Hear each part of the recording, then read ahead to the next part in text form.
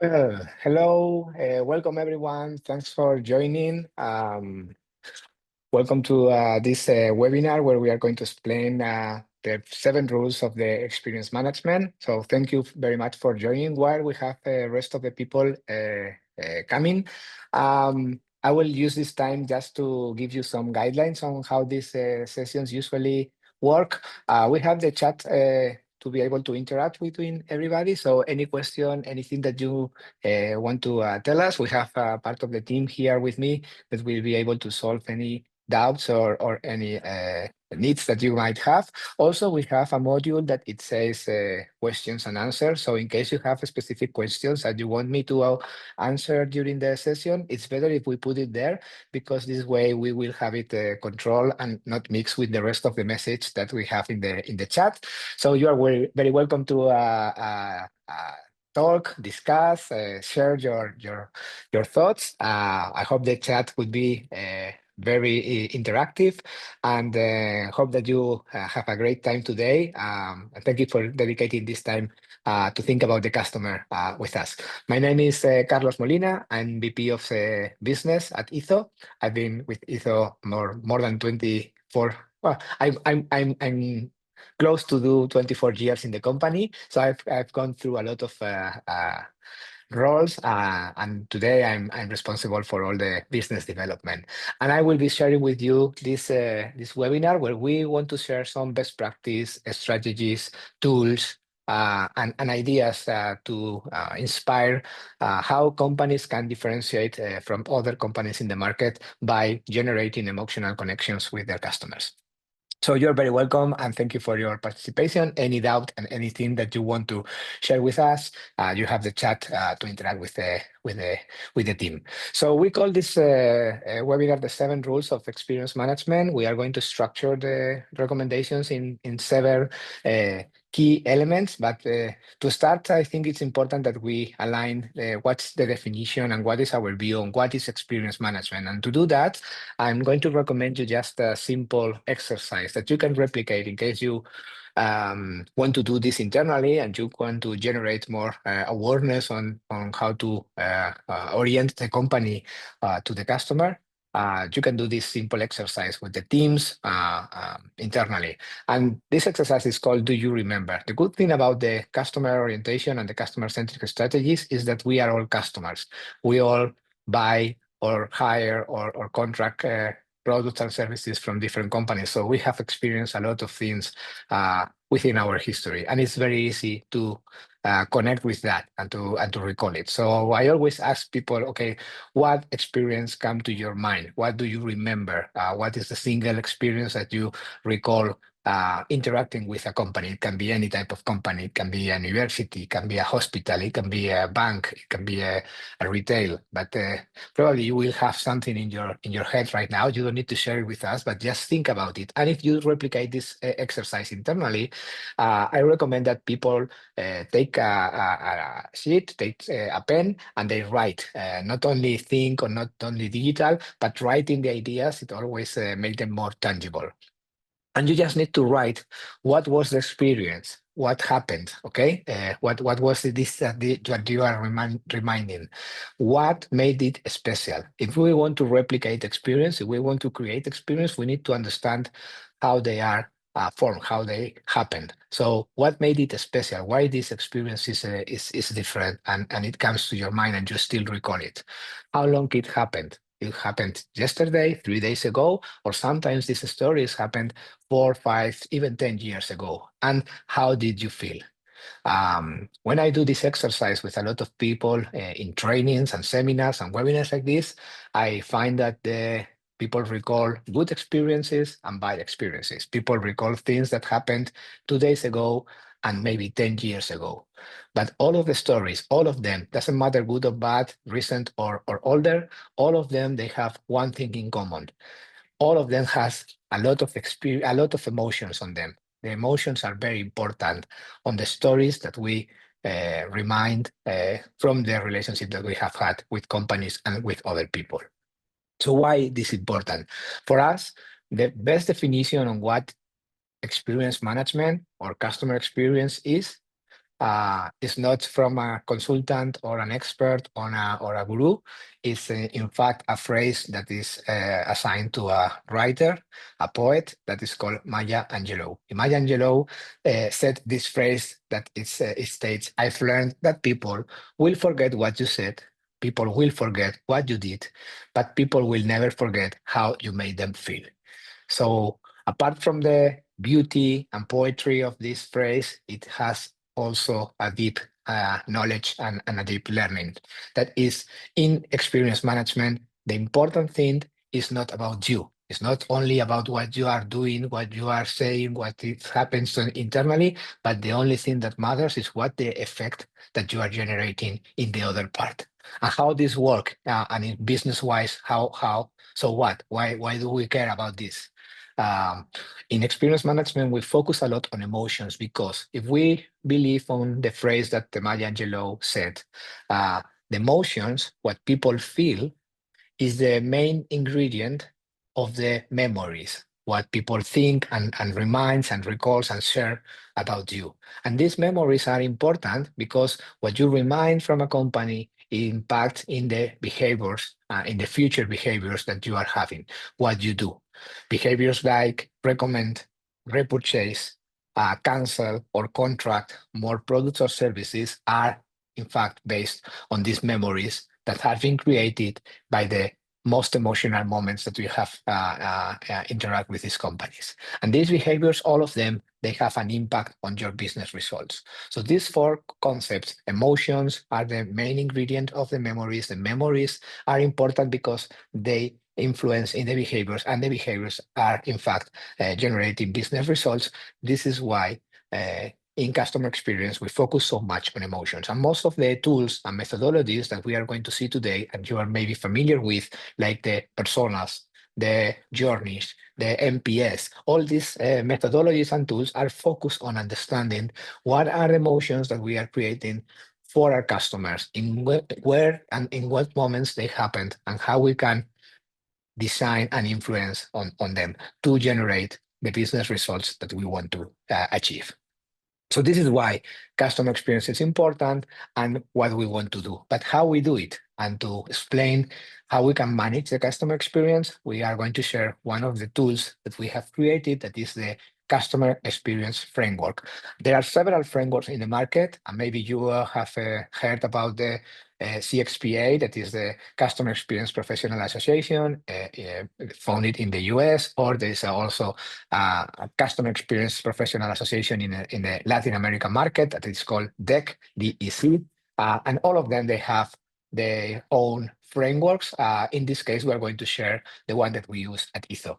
And this framework is based on 4 layers, and it has 10 elements. A framework is a model that identifies and connects all the different pieces that we need to take care of when we implement a strategy. So in the case of the framework that we use at ISO, well, we will say that in the center of this framework, we have the customer. This is the main piece, and it relates to all this effort that we want to do to understand the customer that we relate to.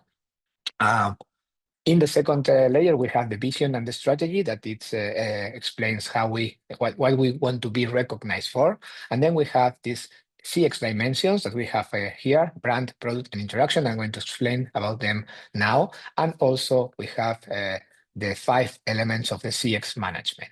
Okay, so in the center of the model, we have the customer. And when we say customer, what we are describing is what is the obsession? Sorry, because I missed to translate this. We are well, I'm going to explain more about ISO at the end of the presentation, but we are a company that has our headquarters in Spain. So some of the content and on the examples, I have it in Spanish. I will try to translate everything, but I forgot to translate this description. I will update it for the when we share the presentation with you. But when we say customer, we are relating to customer obsession, and we say obsession obsession intentionally, because we are saying it's not just doing a study or some research from time to time.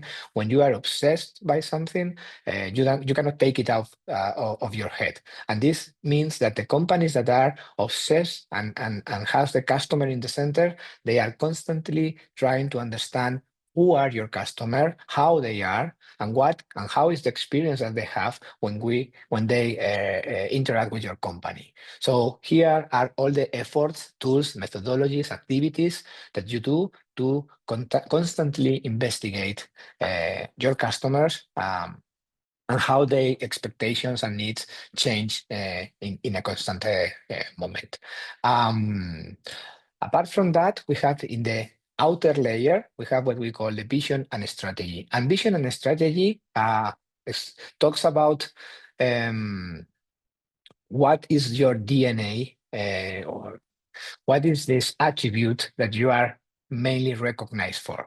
For example, if we use two companies that are maybe leaders and recognized in customer experience as very excellent, like Amazon or Starbucks, both are leaders and both are companies that are very recognized by a differentiator in the experience that they provide. But they don't have the same strategy. Amazon is a company that is designed to deliver experience that is effortless. And this concept of minimum effort when you buy is what guides all their decisions and the designs and all the innovations that they have implemented, the stars to identify a product that matches your needs, and that you know that it will be a good product, or the information about at what time you are going to receive the product, or the one-click purchase. All those innovations are oriented to provide this effortless experience.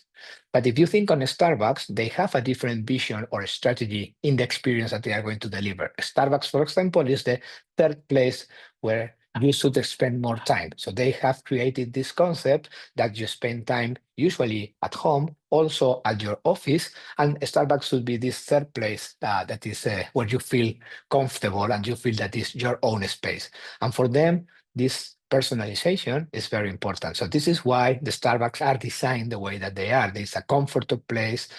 You can order the coffee the way that you like it. You have your name on the glass, and this is all because they want to provide this personalized experience. So every company should think and decide what is their vision and the strategy. What is this attribute that they want to be recognized by? Because what you will define here will impact all the rest of the elements in the framework. Okay. Then we have the dimensions of the experience, the CX dimensions, and we identified three. And the dimensions are the layers or the levers that we can use to generate an emotional connection with our customers. So we can generate an emotional connection through the brand. The brands project certain attribute, and you can connect with these attributes. And there are certain brands that you associate with luxury or with responsibility or with your childhood. So all these elements are elements that can generate an emotional connection through the brand and the attributes and the communication and all these activities that we do to inspire people through our brand. But a brand can be very appealing, but if the product or service that they provide doesn't solve my problem, doesn't solve my need, I'm not going to have a good experience. So this is why the product innovation is a very important part of the experience that we are providing to our customers. And it's also a lever that we can use to improve the experience. So we can work on improving the experience by innovating and by designing better products and services that solve in another way the way that the needs that the customer have.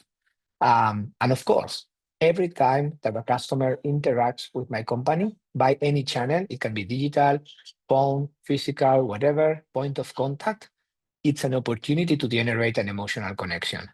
So all the companies in all the verticals, we all have these three um, layers of experience, but not necessarily we have them with the same importance. So we can decide what is more important for my company in order to provide a good experience. For example, if I ask you, and you can chat the answer if you want, but if I ask what could be for a company like Coca-Cola, what do you think that will be the main dimension to generate an emotional connection with the consumer? What do you think that Coca-Cola relies more on the brand, the product, or the interactions in order to generate an emotional connection with the consumers? I don't know if you want to chat the answer. You want to try to guess what it would be the right answer or the best answer for this. I don't know if there is a right one, but it's a way of thinking, and the conclusions that we get will help us also to uh, to innovate. Well, we have a vote there for interaction, which is very interesting as an answer. I will give my vote to Brand. Okay, I don't know if there are more people that want to vote. Why I think that brand maybe is more important for Coca-Cola in terms of the emotional connection than the interaction. When we say brand, we associate Coca-Cola with the happiness and with all this family and type of life that evocates some memories and that generates this emotional connection with people. The product for Coca-Cola is more limited in terms of innovation because, okay, you have the diet, the zero, you can innovate in the package, but it's more or less the same during the 100 years. And the interactions is something that we need to think about. Have you ever visit or enter into a Coca-Cola store? Probably not, because there are very few. I think there is one store branded like Coca-Cola store in Atlanta, and I think that maybe in Colombia I heard, or Mexico, I think there is another one, but there are very few. It's not a channel that they use because they usually distribute through restaurants or through supermarkets and everything. Um, and the rest of the channels, I have never called. I think that I've never called to the Coca-Cola contact center ever. And I'm not sure if I've even accessed the website. So it's not that I interact as a consumer directly with Coca-Cola. If I think of Coca-Cola as a B2B business, if I think on Coca-Cola with their distributors, the restaurants, the supermarkets and everything, that there the thing change, okay? That is different model, and it can apply a different mix of attributes. But I would say that for brands, business goods and business consumer goods, it's usually the brand that is the attribute that is more important. Um, what business, what industries would you say that the product might be the most important attribute for the experience that they deliver to the customers? I don't know if you want to keep guessing or more people want to try to guess, but I will give you anyway some examples for the product oriented business that experience is in the product is very important. For example, cars, the automotive industry, the product is very important because you are mainly interacting with the product. You use the product almost every day. So, and there is a lot of innovation in the motors, in the security, in the comfort. So there is a very oriented to the product, the experience that you are going to have with a car manufacturer.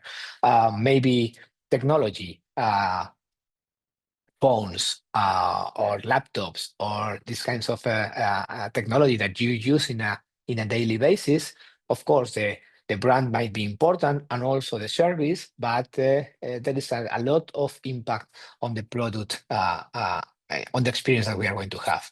And the service-oriented business, for example, banks, telcos, insurance, all these things that you don't buy, but you hire or you contract, usually they have a very important model of customer service. So anytime, every time that you have the customer service is a very important department on your business, the interaction is one of the main dimensions for your company.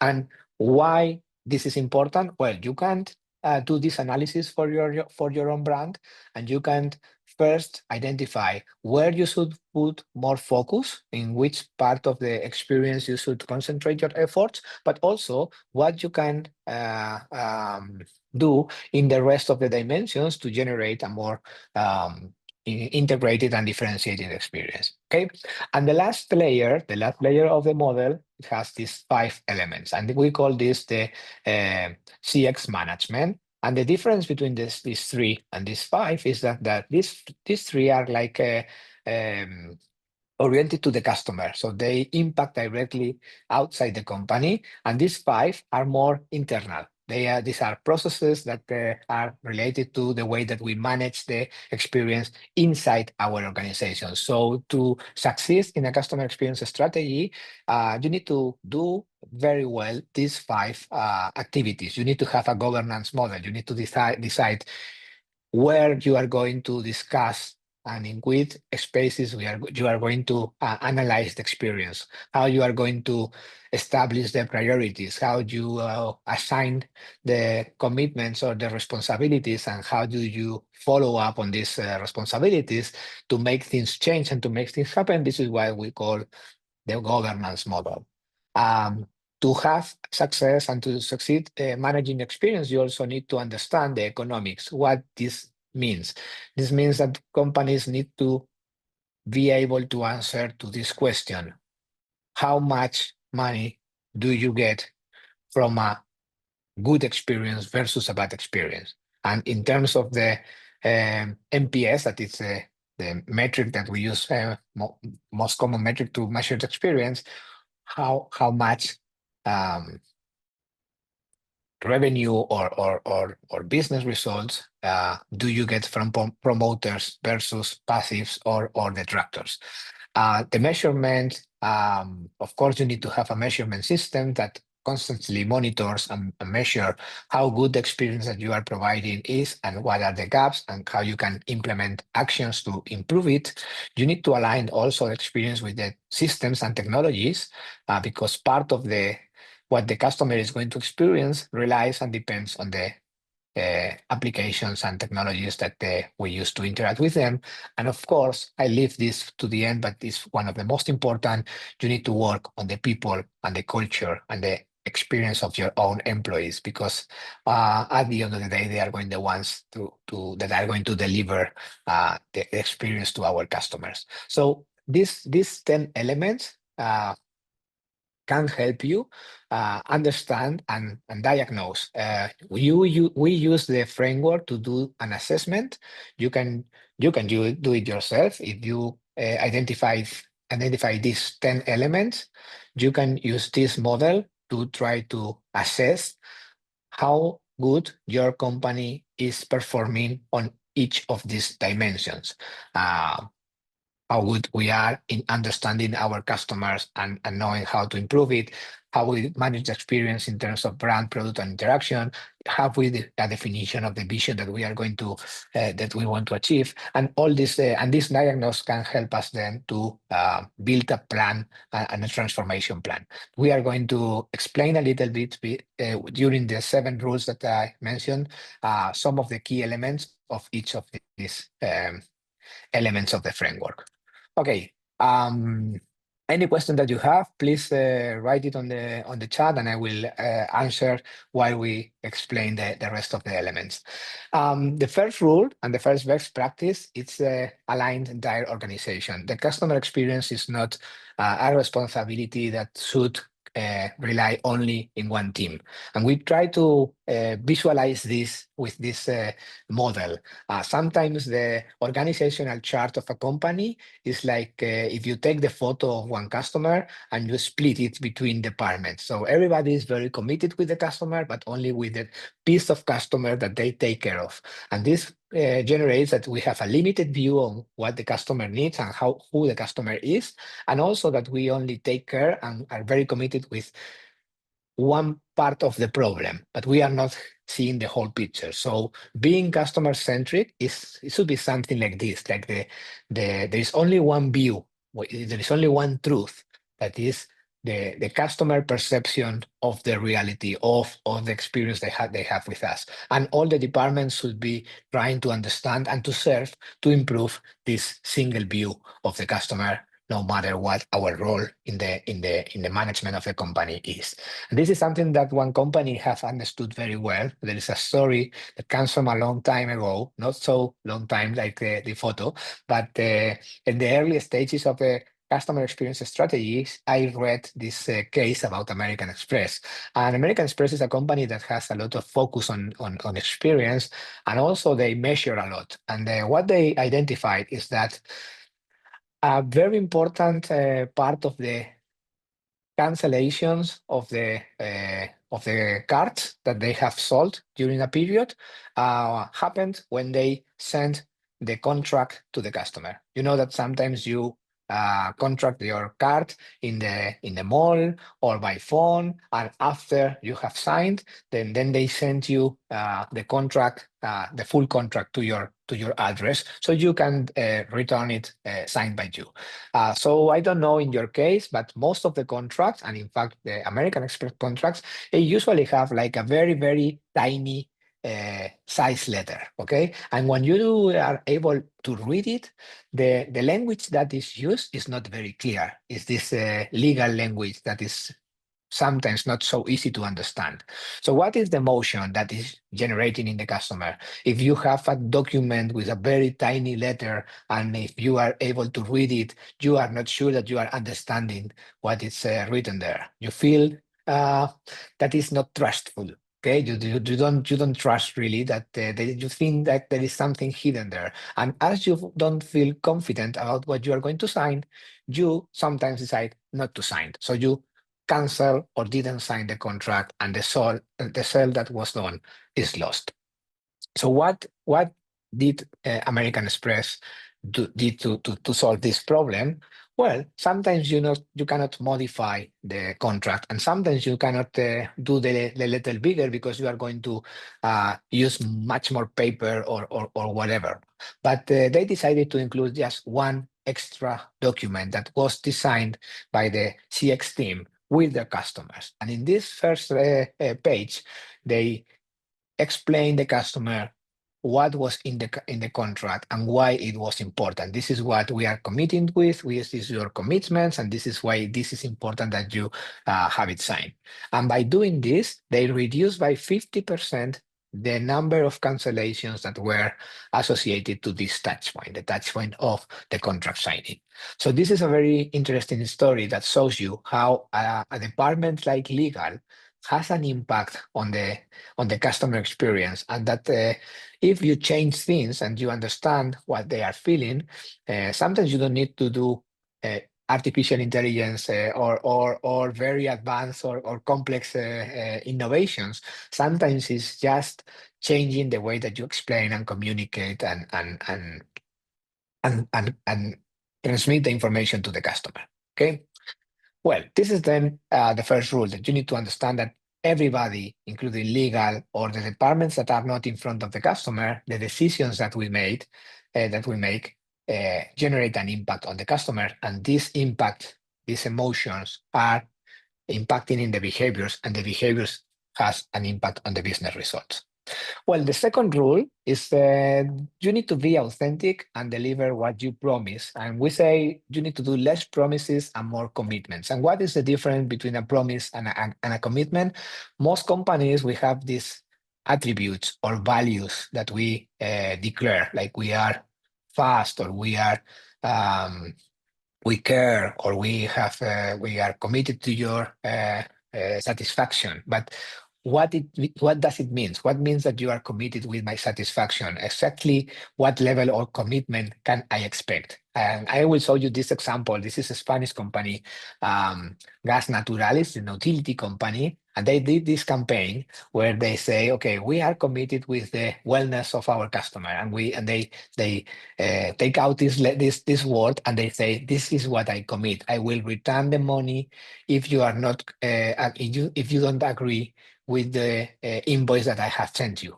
So if you have if you disagree with the amount, you claim, I will first return the money, then I study what happened, but in my first reaction I'm going to trust you. Okay, so this is a specific commitment that will show you that I trust you. And it's different to say that I trust you than to declare something concrete that I commit to show you this trust. Another example, I'm sorry that because these examples are come from the way that I'm more connected, that is Spain and Latin America, but I will translate for you. This is a very interesting one. This is a supermarket in Colombia. And this supermarket has 3 customer promises, and they are very specific. And for example, they say, if you come to my store, you will not need to wait to pay.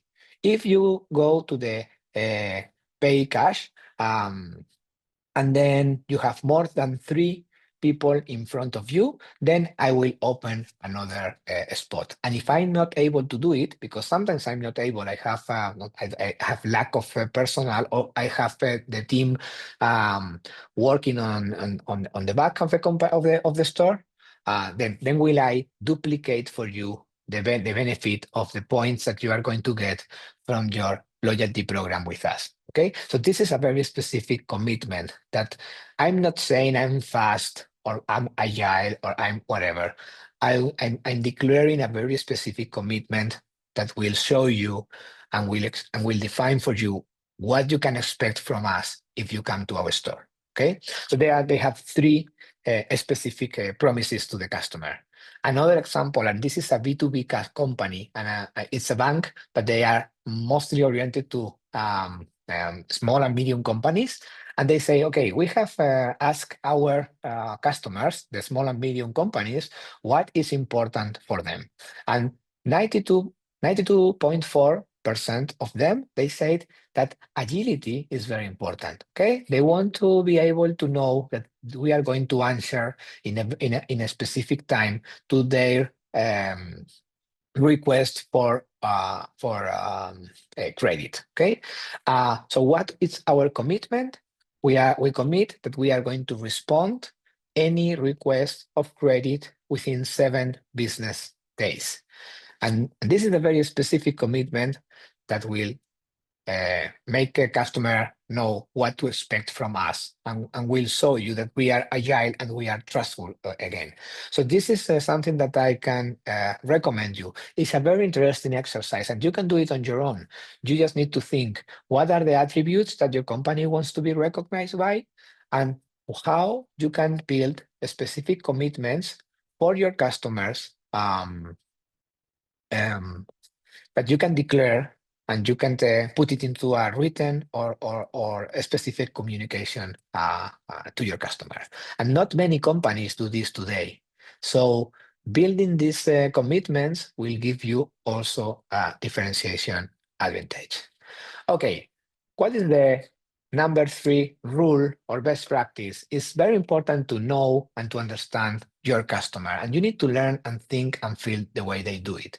How do you do this? Well, you do this by segmenting and describing your different type of customers, but not based on the traditional segmentation criteria. Usually when we segment our customers, we use it or we do it by attributes or values that are business oriented, or related to our business. Okay, so we say, okay, because of the value, or we use the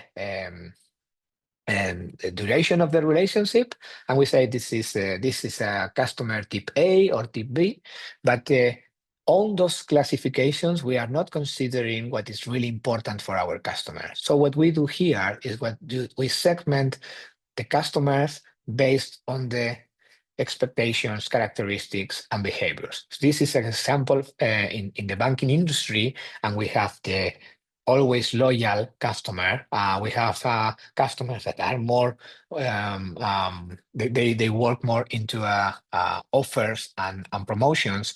We have this more exigent customer that they have, they are willing to find one single company, one single financial institution that they can put most of the business they have in that institution, but they are expecting a premium attention. Okay, so how you build this model? We call it personas, and the personas is fiction, a representation of a character that represents a universe or part of the universe of our customers. And we describe them by like with this template, and we have a name and we have a photo, and we declare and we include some information about their needs, the expectations, the drivers, the channels they use.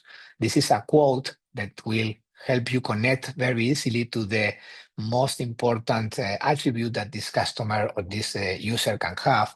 What are the main characteristics and behaviors or services or product that they use? What are their moments of truth and the moments of pain? What influence their behaviors and their decisions? And all this information will help you take better decisions for your customers and the way that you treat them and design the experience for them. So I will show you some example or one example how you can operationalize the personas. In the retail business, for example, there are two main types of personas when we go to buy things, okay? And Sephora identify these main two behaviors. There is some people that when they get to the store, they like to be assisted. They are waiting for someone to approach them and ask them, hey, welcome to my store. What can I do for you? And they want to be advised on what to purchase and everything. There is another type of buyer that is completely different, that feel pressure and they feel uncomfortable when someone comes and approach them and ask them, how can I help you? And they try to enter the store like squeezing, no, that avoiding to find an employee so they can look without feeling pressure. Okay, so what Sephora did is like, okay, I'm going to have two type of boxes at the entrance of my store. And the red one says, I would like to be assisted. So if you are customer number one and you feel that this is the type of experience that you expect and that you like, take the red back. So this way, our employees will know that you like this. And if they are available, they will approach you, they will welcome you, and they will um, offer the assistance that you are expecting. But if you take the black box, don't worry, you can walk freely through our stores. Nobody's going to interrupt you. Nobody's going to harass you. Only in case that you have a question, you can approach our team and they will help you. Okay, so this is a brilliant way of how to differentiate the experience for two types of customers that are completely different, and you can provide a customized experience for each of them. And this way, you will generate that they will are willing to come more often to your store. They will recommend to your store to other people like them, and this will revert in the midterm into more business together. The other tool that we use to understand our customers is the customer journeys. The customer journeys is a visual representation where we map all the different steps that the customers are following in order to solve a need. And we put it into a visual graphic that will allow to have all the understanding and all the information to identify where should I focus, where I have the best opportunities to innovate. Usually, this is the methodology that we follow, but usually a journey, it will have some stage and touch points, all the description of the moments. We will describe the expectations and all the activities that the customer is doing in each of these moments. We have a description with an experience curve where we have a visual graph that will identify the most or the high importance moment and the lower emotions moment. We will map emotions, drivers of experience, what generates satisfactions and drives also dissatisfaction. What are the opportunities? How much effort each interaction requires, and all this will be reflected into a one tool that you can use with your teams to diagnose, innovate, identify, and have this single point of truth where all the story of our customer and all the steps that they are following to achieve their results are mapped. And we can, from here, identify where do we have opportunities to innovate. One example of these two tools working together, it's this project that we did with this airline. LATAM. In this case, it's a project done in Peru, and we focus on what we call the non-frequent traveler. Okay, most of companies they focus on the frequent traveler, and it's obvious why. But we identified that was a persona that was this non-frequent traveler. So people that doesn't travel so frequently, they feel frightened in the airport, not because of the flight, but because of all the process that they need to follow. And most companies they are not prepared to treat different this kind of travelers. So we identify this type of persona. We map their needs, their problems, the way the things that they were afraid, what they were expecting, and we redesign the experience for them. We train the teams in the check-in, so they can identify these non-frequent travelers, and when they identify that they are talking to a non-frequent traveler, they followed a different protocol for the onboarding. So they explain better what you need to do in order to get to your boarding gate, what is going to happen in the next steps that they need to follow, how they need to pass through the customs and everything. And these improvements in the experience generate an increase also of 4 points in the occupancy factor of the planes for the local flights that they are. Those were the ones that we were focusing on. So this is a connection. If you understand your customers, if you map the situations where they suffer or they have problems or there are opportunities, you can innovate, and this will revert in an increase of the business that we are doing with you.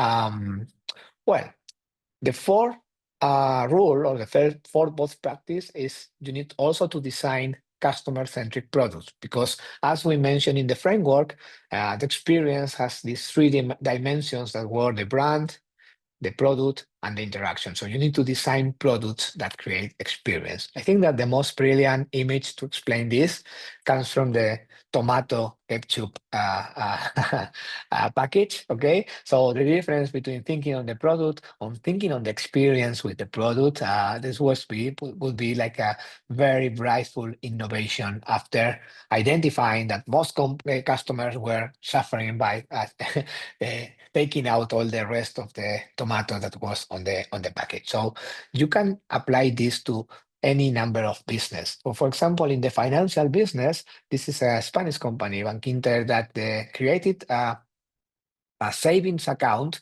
that wasn't promote like a savings account, because if you just sell a savings account, well, then you just need to compare between the different banks, and you will take the one that gives you better rate.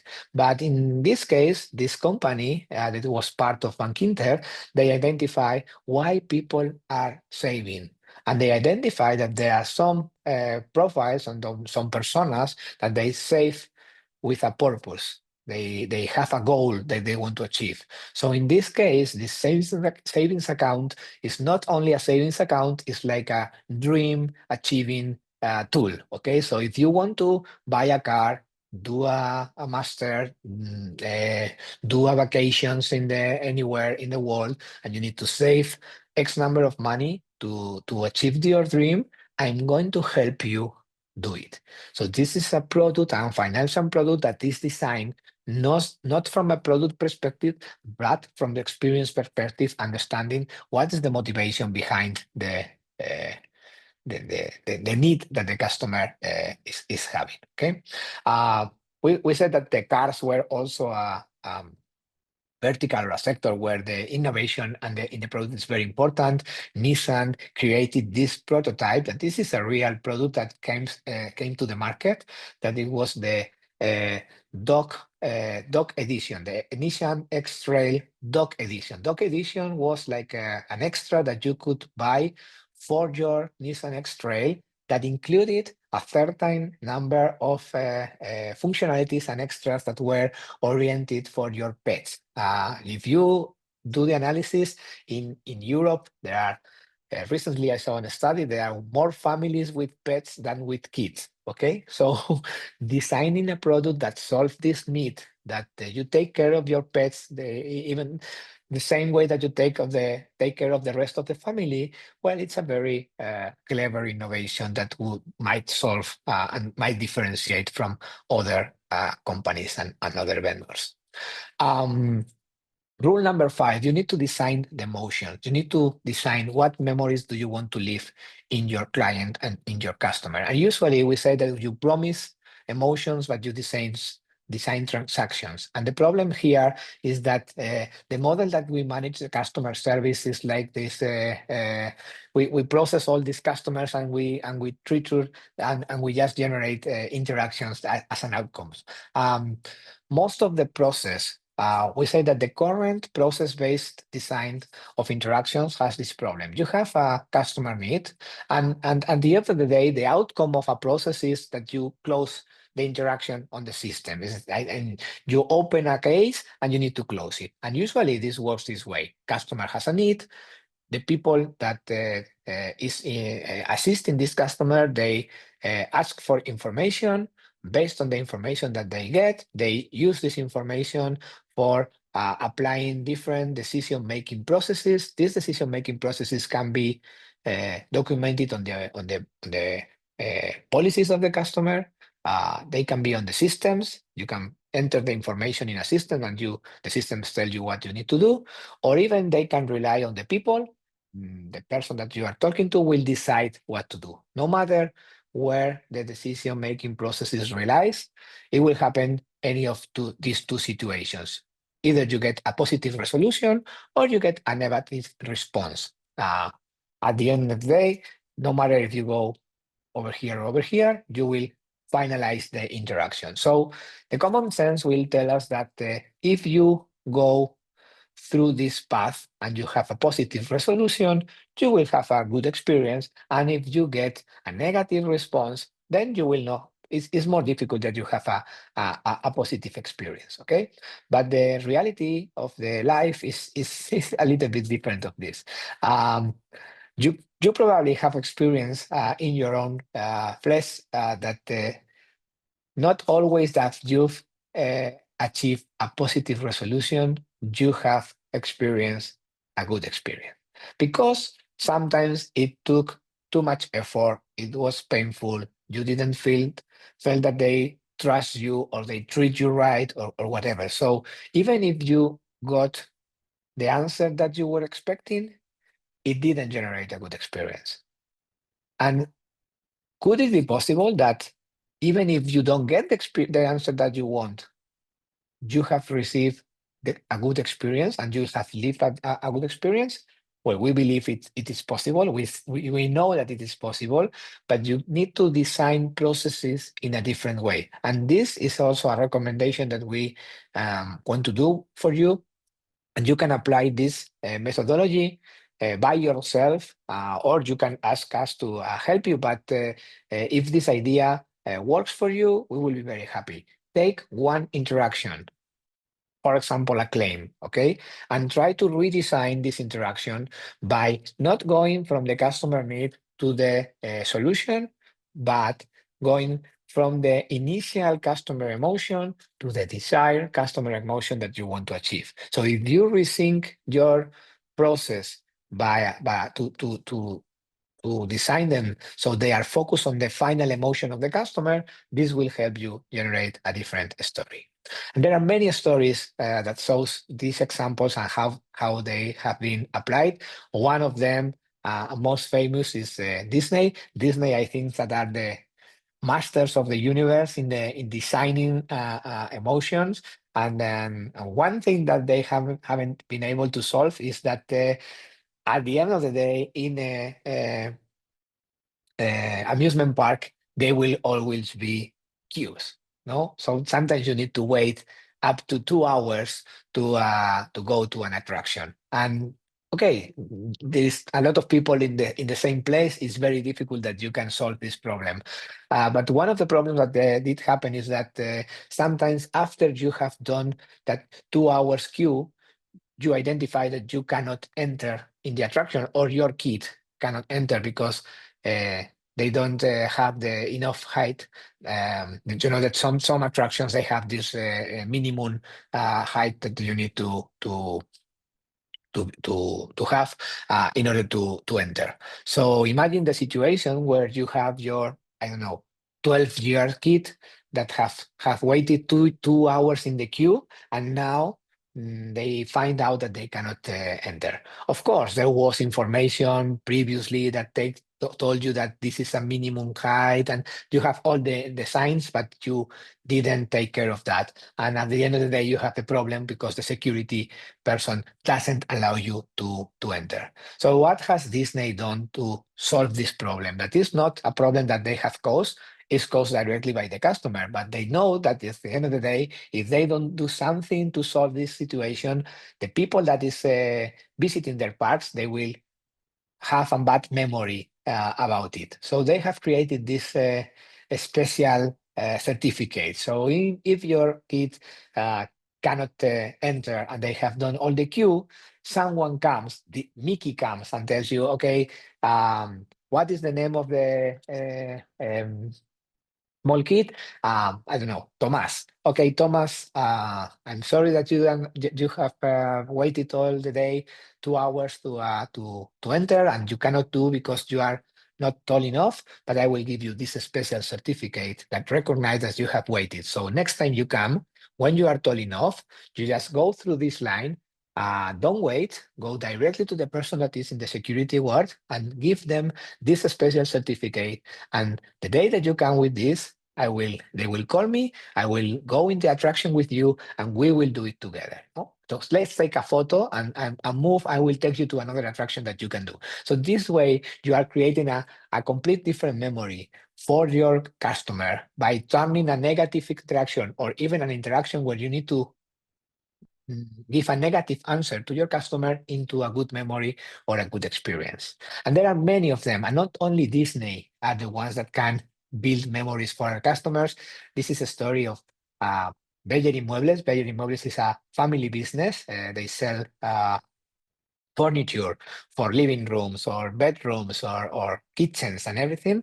And they designed also innovations to generate an emotional connection with the customers after the installation process, where the person that comes to your house to install the kitchen or the living room, they will not only do that, but also solve other problems that you have on your house. Like, I don't know, this uh, lamp that I have pending to hang, or this door that it makes some noise. I will help you fix all these different elements. So they generate this feeling of gratitude, and probably next time that the customer needs to buy something, instead of going to, I don't know, IKEA, they will go to Bella Muebles because they have an emotional connection. They help them uh, without needing to in a moment, and this will generate also a benefit in the future.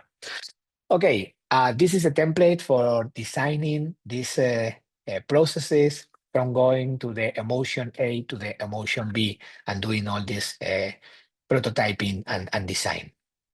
And we have applied this in a certain number of companies. And for example, in this banking industry, we redesigned one of the processes that generated a negative emotion for the customer. That is the moment that they change your account executive. Sometimes they do this without a proper communication and not taking care of the emotion that you are generating in the customer. And we did all these new processes to impact. Well, no, we have two rules missing to close the seven rules. The sixth one is measure the motion, but analyze the economics. A good experience must always add value to the company and value to the customer. And listening and understanding customer has been always a differentiator concept. And this is the phrase that Michael Dell, founder of the Dell company, said that they were great by listening to their customers, and they need to keep doing that if they want to keep succeeding.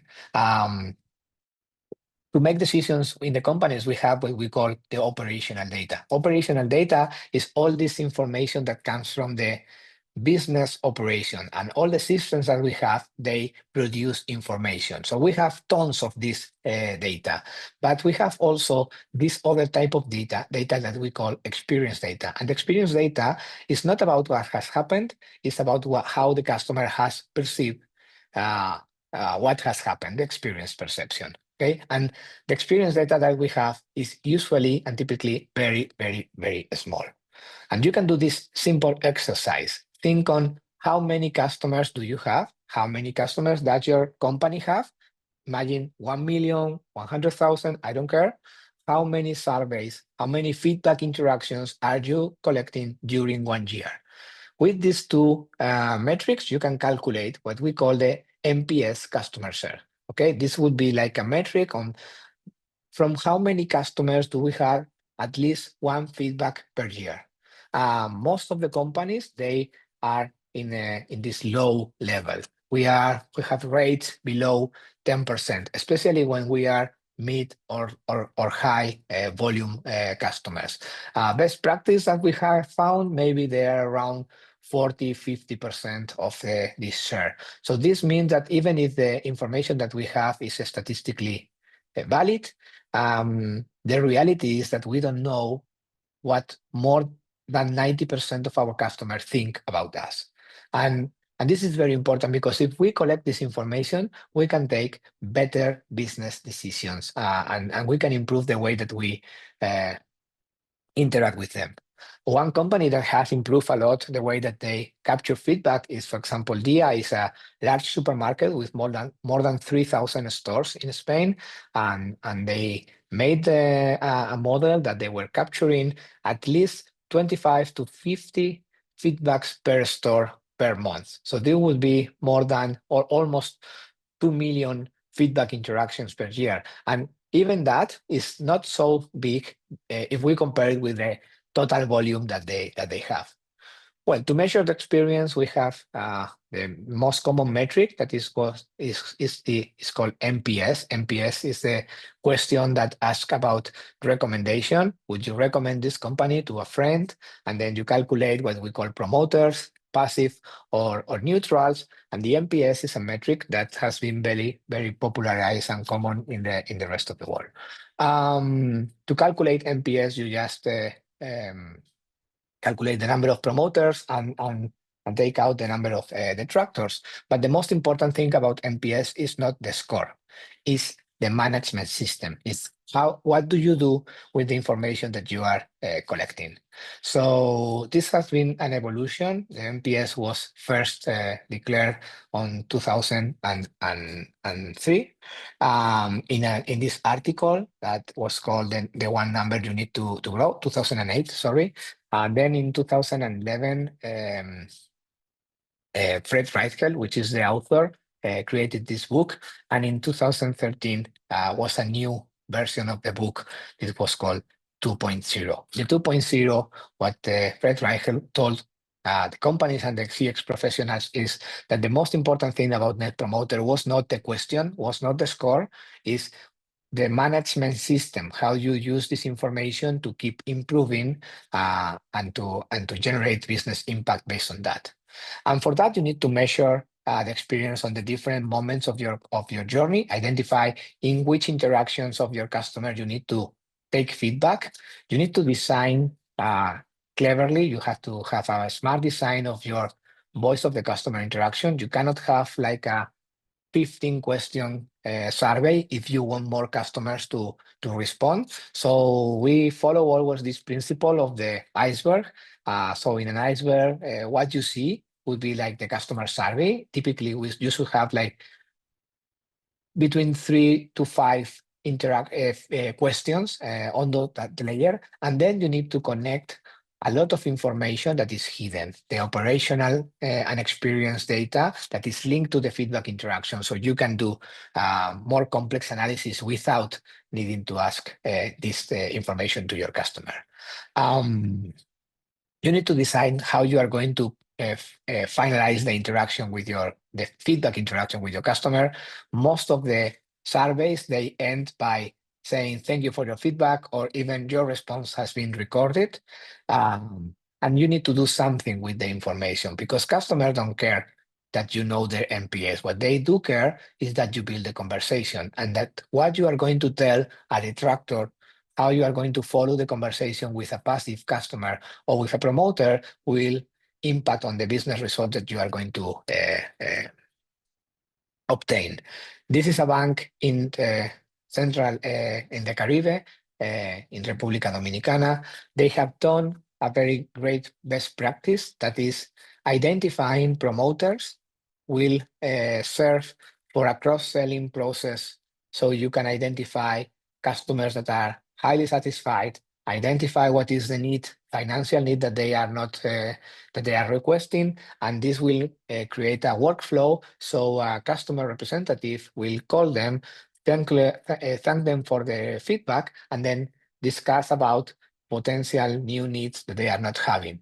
Doing this, identifying the promoters and doing a campaign for this promoter for cross-selling, increase the value of these customers by 3.3 million additional million euros, dollars, sorry, with this customer base. So there are a lot of things that we can do to improve experience, and we can innovate, identifying what are the interactions that we need to fix and that we need to do to surprise the customers. Well, this is our framework for voice of the customer, where we can explain how we collect information for all the from all the channels, how we analyze all this information with intelligent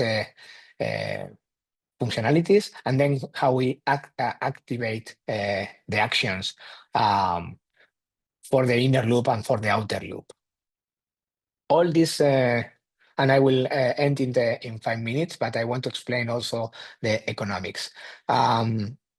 All this information needs to connect with the business impact. So we did this analysis with a bank in Spain, where we identify what was the behavior of the different type of customers based on the experience. So the promoters generate up to 42 euros of additional revenue in a 6 months period versus the passive and versus the detractors that we split between the soft detractors and the hard detractors. So you can see clearly how a better experience generates an impact in the increase of revenue.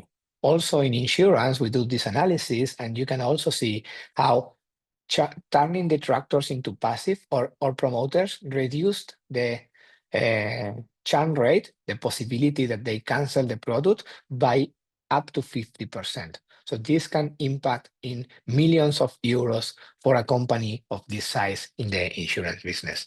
And this is our last example for Hugo Boss. In their retail business, they publish this information and they measure how the moving from a disappointed customer when they visit the store to a satisfied or even a delight customer can increase the spend in more than 86% in this jump, and up to a 37 additional increase of revenue from moving from satisfied to delight customers. So just to finalize, the last rule to develop a successful experience management strategy is to develop a customer culture. You can't pay for a sincere smile, so you need to work with your employees to be satisfied. One of the companies that we identify as a best practice for the culture is Netflix, but also there are many others like Starbucks, Ritz, Zappos, Virgin, Disney, Apple. All these companies that are leaders and recognized companies in experience management, they combine two things: that they are customer obsessed, they always trying to understand what the customer needs, but also they take care of the employees. Generating a good employee experience has a direct impact in many business outcomes, like more productive, more innovative, less or fewer sick leave days, or less turnover. And this is generating a business impact. But there are different virtuous cycles that if you invest on having engaged employees, they will generate better experience, loyal customers, and you will obtain better financial results, so you can keep investing and reinvesting. We have this virtuous cycle here. Also, if you generate better experience for your employees, you will have lower turnover and for that better financial results. So you will be able to keep investing. And also there is a third internal cycle that if you generate engaged employees, that they deliver great experience, they will have loyal customers, and this will make them feel proud. And this feeling will also impact on being more engaged in the future. So just to finalize, this is the 7 rules that we have shared with you. In the strategy, we need to understand that we are all part of the experience. So this is something that will affect all the company.